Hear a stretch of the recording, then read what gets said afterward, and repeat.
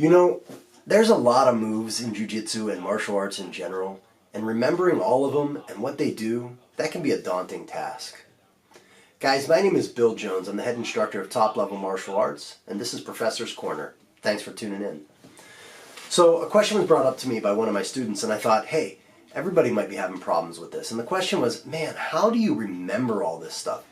And, you know, I've been training martial arts since 1985. And I remember the names of everything. Not only do I remember the names of all my Brazilian Jiu-Jitsu techniques and you know, the different variations of the names and the different, you know, kind of variations of the movements, but I also try to know them in their original Japanese terminology as well. And part of this came from the fact that I started in Aiki Jiu-Jitsu, so you know, I had to know the Japanese.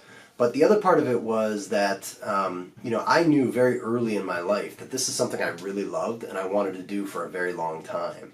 So, you know, I made a very concerted effort to learn this stuff and took the time to dissect it, look it up, figure out what it really means, you know, like what does O mean in the beginning of something, you know, and just understanding what these things meant.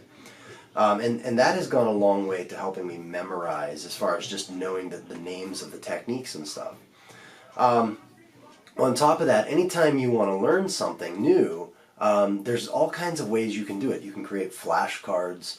I mean, now on the computer, you can look up a move and just look at different variations of the technique and just say the technique name over and over and over again. You can practice it, and every time you drill it, say the name of the move. Make a list and then go through it that way.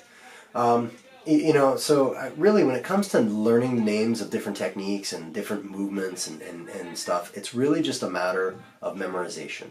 And that's not easy for everybody, but I think the biggest key is to truly buy into everything and say, okay, this is something I really want to make a concerted effort to do.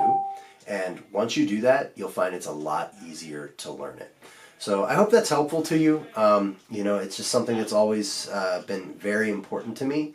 And that's not to say that if it's a challenge for you that it's not important. But, you know, I find that once you decide something is extremely important to you, you go and research different ways to make it happen. So that's an easy way to memorize the names and learn the names of everything. I hope that's been helpful for you. Guys, this is Professor's Corner. I'll talk to you later.